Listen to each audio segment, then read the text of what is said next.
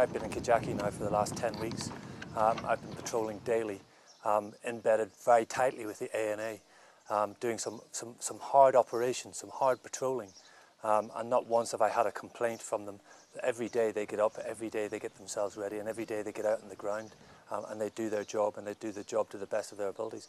I haven't seen any instances where they've shied away from work or attempted to leave or just get away after their 3 months have done. Quite the opposite. I've seen an absolute dedication by these men. I was here in 2006 and I worked with the ANA then, and I've seen them as quite fledgling and still learning quite a bit, with quite a steep learning curve. Having come back on this tour, which is up Herrick 8 for us, and seen them now, I can see that they've come on absolute leaps and bounds in the way they are structured, the way they look after their personnel, the way they deal with intelligence, the way they conduct operations, and the way they just look after their own logistics has come on leaps and bounds in the last 2 years since I was last here. In the last 2.5 months since I've arrived, I've seen an absolute willingness in the ANA to put themselves out on the front line to try and improve the situation within Helmand.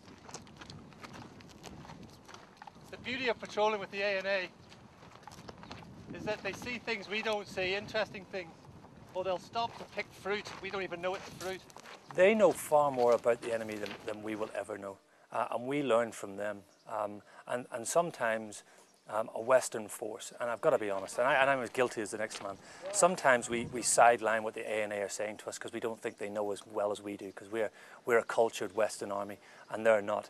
But actually, when you stop and you look and you see what they do and why they're doing it, some of the reasons for doing that are absolutely right in the enemy that they're fighting.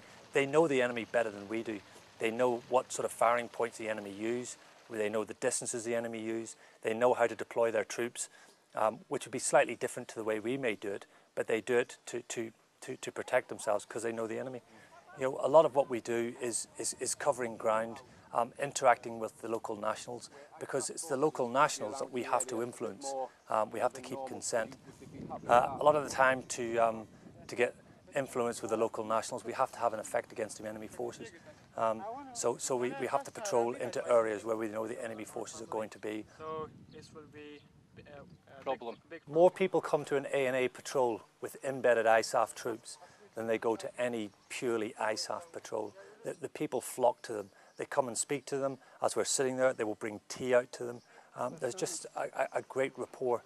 And when the people see that it's the ANA who are leading the patrol and ISAF are supporting them, not ISAF leading the patrol and ANA trundling behind them, and that's key. Then they fully understand that the government of Afghanistan do have control in Helmand.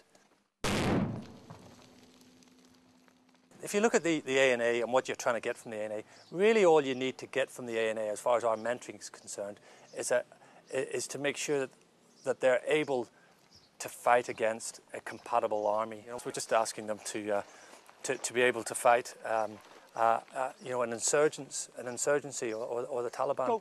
And that's the level that we need to be looking at.